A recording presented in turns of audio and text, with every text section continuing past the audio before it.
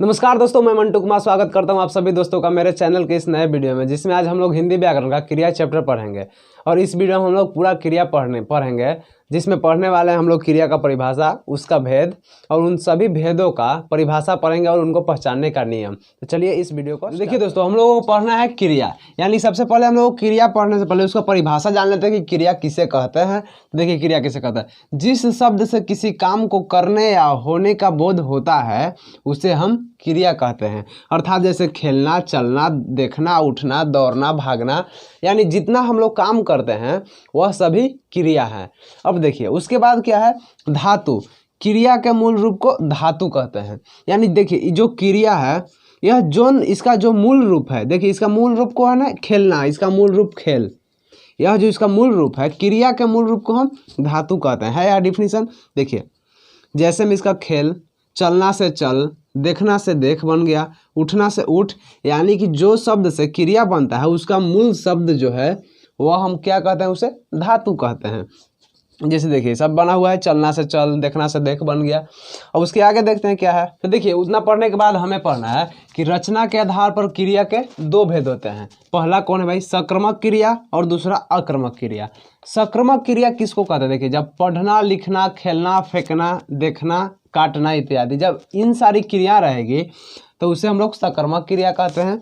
और आक्रामक क्रिया भागना, कूदना, रोना, टहलना, घूमना, सोना इत्यादि सब रहेगी वगैरह वगैरह, उस सबको हम लोग आक्रामक क्रिया कहते हैं। तो सवाल यहाँ उठता है कि सर हम लोग यहाँ पहचानेंगे कैसे कि कौन सक्रामक क्रिया है और कौन आक्रामक क्रिया है। डोंट वरी, मैं भी बताता हूँ। देखिए सक्रामक क्रिया, अगर कोई भी यहाँ पर क्रिया दे दिया, कोई भी आप लोगों को क्रिया मिल जाए, कोई भी क्रिया, जैसे देखिए यहाँ पढ़ना है, ठीक। अगर कोई भी आप लोग मतलब कुछ भी क्रिया जैसे मिल रहा है हम लोगों को, ठीक, तो उसमें क्या क्वेश्चन लगा देंगे पहले। क्या क्वेश्चन लगाने से अगर हमारा जवाब मिल जाता है तो समझिएगा कि वह सक्रामक क्रिया है। अगर जवाब हम लोगों को नहीं मिलता है तो वह आक्रामक क्रिया है। तो समझ में नहीं आएगा, देखिए अब समझाता हूँ मैं। जैसे को देखिए यहाँ पर पढ़ना क्रिया है, ठीक। यहाँ पर हम इसमें क्या लगाते हैं, क्या पढ़ते हो, मतलब पढ़ना से क्या पढ़ना, मतलब ये भी हो रहा है, चाहे तो क्या पढ़ रहे हो, क्या पढ़ रहे हो। यहाँ पर मिल रहा है कि हम किताब पढ़ रहे हैं या साइंस पढ़ रहे हैं, मैथ पढ़ रहे हैं, हिंदी व्याकरण पढ़ रहे हैं, कुछ भी यहाँ पर जवाब हम लोगों को मिल रहा है, अर्थात यह सक्रामक क्रिया है। जैसे खेलना, क्या खेल रहे हो, फुटबॉल खेल रहे हैं, क्रिकेट खेल रहे हैं, सब हम लोगों को जवाब मिल रहा है उधर से, अर्थात वह सक्रामक क्रिया है। अब इसमें लगाते देखिए कूदना, इसमें क्या लगाइए तो क्या कूद रहे हो ये कोई बनेगा, कोई सेंटेंस ही नहीं है। क्या कूद रहे हो, क्या रो रहे हो, क्या टहल रहे हो, इस सब में बन ही नहीं रहा है, अर्थात हम लोगों को इसमें जवाब नहीं मिल रहा है, इसलिए यह आक्रामक क्रिया है। तो समझ गए होंगे आक्रामक क्रिया और सक्रामक क्रिया पहचानने का ट्रिक। तो चलिए और आगे पढ़ते हैं हम लोग, क्या है आगे से देखते हैं। देखिए इसके बाद है द्विकर्मक क्रिया। तो जिस क्रिया के साथ दो कर्म रहे उसे हम द्विकर्मक क्रिया कहते हैं। जैसे कि देखिए जिस क्रिया के साथ दो कर्म जब लग जाता है तो उसे हम द्विकर्मक क्रिया कहते हैं। जैसे देखिए वह मोहन को तारा दिखलाता है। देखिए यहाँ पर दिखलाता क्रिया है, इसके साथ दो कर्म लगा हुआ है, मोहन और तारा। अब देखिए वह बच्चा को हिंदी भाषा पढ़ाते हैं। तो इस क्रिया के साथ दो कर्म लगा हुआ है, हिंदी भाषा और बच्चा। और इसके बाद देखिए हमारा पूर्वकालिक क्रिया। पूर्वकालिक क्रिया किसे कहते हैं, देखिए कर्ता जब एक काम को करने के तुरंत बाद दूसरे काम को करने के लिए तत्पर हो जाता है तो उसे पूर्वकालिक क्रिया कहते हैं। अर्थात जब कोई एक काम को करने के तुरंत बाद किसी दूसरे काम को करने के लिए हम तत्पर हो जाता है उसे हम लोग क्या कहते हैं, पूर्वकालिक क्रिया कहते हैं। जैसे देखिए वह खाकर पढ़ता है, यानी कि यह क्रिया किया तुरंत दूसरे क्रिया में लग गया। जैसे कि देखिए खाना खाया और तुरंत पढ़ने बैठ गया, यानी कि एक क्रिया खत्म होते ही दूसरा क्रिया पर लग गया वह। जैसे देखिए दूसरा एग्जाम्पल, वह नहाकर पूजा करता है। देखिए पहले नहाया यानी कि एक क्रिया समाप्त हुई और तुरंत ही पूजा करने चल गया, यानी कि दूसरा क्रिया करना स्टार्ट कर दिया। तो जब ऐसी हमारा एग्जाम्पल है कि तो वह कौन सी क्रिया रहेगी, पूर्वकालिक क्रिया की। हाँ तो देखिए इसके बाद हम लोगों को पढ़ना है सहायक क्रिया। तो देखिए सहायक क्रिया किसे कहते हैं, यानी कि हम लोग सहायक क्रिया को इंग्लिश में हेल्पिंग वर्ब कहते हैं। तो हेल्पिंग वर्ब हम लोग पढ़े थे each, am, are, has, have, shall, will, इस सबको हम लोग हेल्पिंग वर्ब कहते हैं। तो देखिए इसको हिंदी में क्या कहते हैं, मुख्य क्रिया के अर्थ को स्पष्ट करने में जो क्रिया सहायक होती है उसे हम सहायक क्रिया कहते हैं। अर्थात मुख्य क्रिया को कि अर्थ को स्पष्ट करने में जो क्रिया सहायक होती है उसे हम लोग क्या कहते हैं, सहायक क्रिया। जैसे देखिए वह जा सकता है, मुख्य क्रिया इसमें क्या क्या है, जा, और इसको कौन हेल्प कर रहा है, यानी कि सहायता प्रदान कौन कर रहा है, और स्पष्ट करने में सकता है। वह लिख चुका है, मुख्य क्रिया लिख, लिखना मुख्य क्रिया है, और इसको हेल्पिंग वर्ब यानी कि मतलब हेल्प यानी सहायक कौन कर रहा है, सहायता प्रदान चुका है। जैसे कि देखिए और दूसरा एग्जांपल, वह जा चुका है, वह जा चुका है। अब देखिए इस पूरा अनुवाद को यहाँ मेन हमारा हेल्पिंग वर्ब को मतलब मेन वर्ब हमारा जाना हुआ और इसको सहायता प्रदान कौन कर रहा है, चुका है।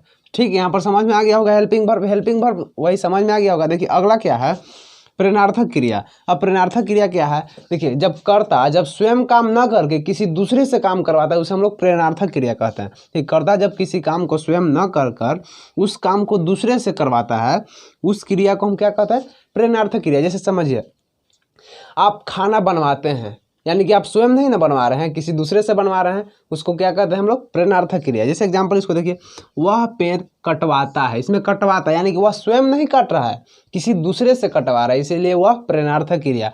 जैसे एक एग्जांपल ले लीजिए, वह सामान भेजवाता है, क्या होगा, वह सामान भेजवाता है यानी कि वह स्वयं नहीं कर रहा है, किसी दूसरे से भेजवा रहा है, अर्थात वह क्या होगा, प्रेरणार्थक क्रिया। अब चलते हैं, देखिए उतना पढ़ने के बाद हमारा अगला जो टॉपिक है पढ़ने के लिए वह है नाम धातु। तो नाम धातु किसे कहते हैं, थोड़ा देख लेते हैं इसे। संज्ञा या विशेषण से जो नई क्रिया बनती है उसे हम नाम धातु कहते हैं, यानी कि संज्ञा और विशेषण को मिलाने से जो नई क्रिया बन जाती है उसे हम क्या कहते हैं, नाम धातु कहते हैं। जैसे देखिए इसका जैसे मैं एग्जाम्पल, हाथ से देखिए क्या बना, हथियाना, बात से बतियाना। तो अब बताइएगा अगला एग्जाम्पल क्या होगा, मैं देता हूँ आप लोगों को एग्जाम्पल, कमेंट बॉक्स में कमेंट करिएगा। जैसे देखिए गरम का बनाइए, और लात और गरम, ये दो को बनाकर कमेंट में इसका बताइए क्या होगा इसका। और अगला देखिए हमारा क्या है, नाम बोधक क्रिया क्या है। देखिए संज्ञा या विशेषण में क्रिया को मिलाने से जो नई क्रिया बनती है उसे हम नाम बोधक क्रिया कहते हैं। यानी कि संज्ञा और विशेषण में जब हम क्रिया को मिला देते हैं तो जो नई क्रिया उत्पन्न होती है, यानी जो क्रिया नई क्रिया बन जाती है उसे हम क्या कहते हैं, नाम बोधक क्रिया कहते हैं। यहाँ पर जैसे देखिए इसका बात जोर करना, यानी कि करना जो है क्रिया है, बात संज्ञा, जब ये दोनों का मिला तो बना क्या, कौन सी नई क्रिया बनी, बात करना। चिकना जोर बनाना, यानी कि चिकना इसमें विशेषण और क्रिया जोर है क्या, बनाना, तब बना क्या, चिकना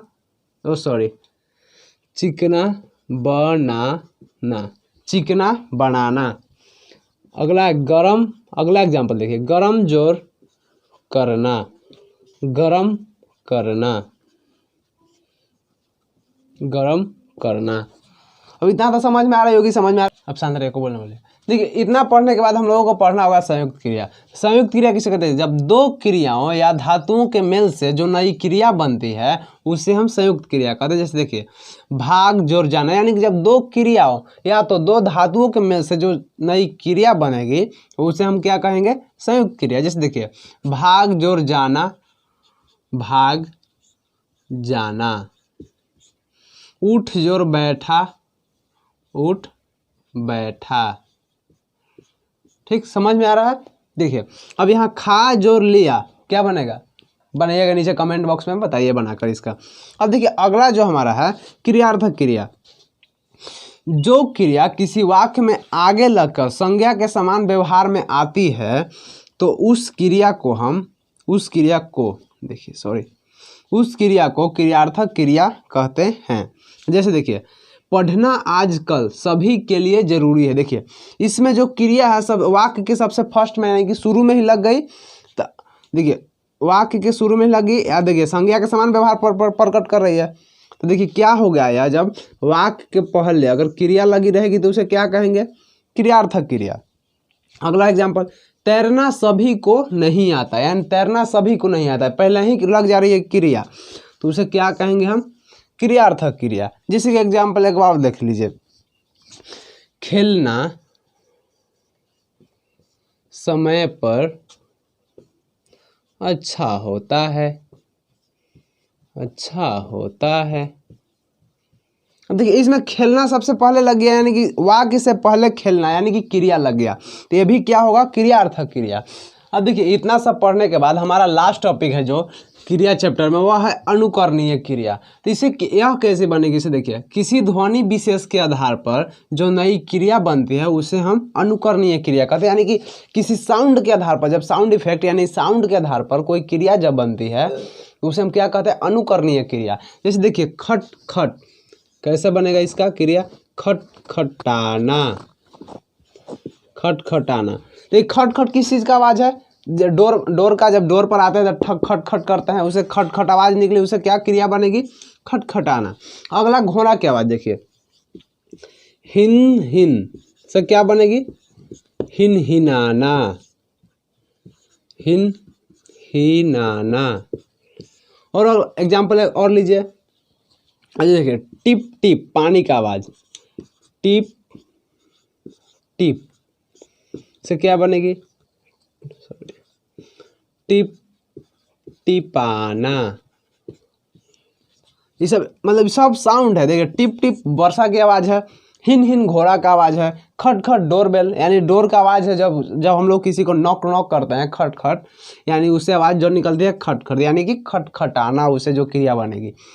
और अगला एग्जाम्पल आप लोगों को अपने से बनाकर नीचे कमेंट में करिएगा। तो आज के लिए बस इतना ही था, क्रिया हमारा समाप्त हो गया इस चैप्टर। आशा करता हूँ कि आप लोगों को यह वीडियो पूरा बढ़िया समझ में आई होगी। समझ में आई होगी तो इस वीडियो को लाइक करिएगा। अगर आप चैनल पर नए हैं तो सब्सक्राइब करके बेल आइकन के ऊपर क्लिक कर लीजिएगा। चलते हैं, मिलते हैं नेक्स्ट वीडियो में नए टॉपिक के साथ। जय हिंद।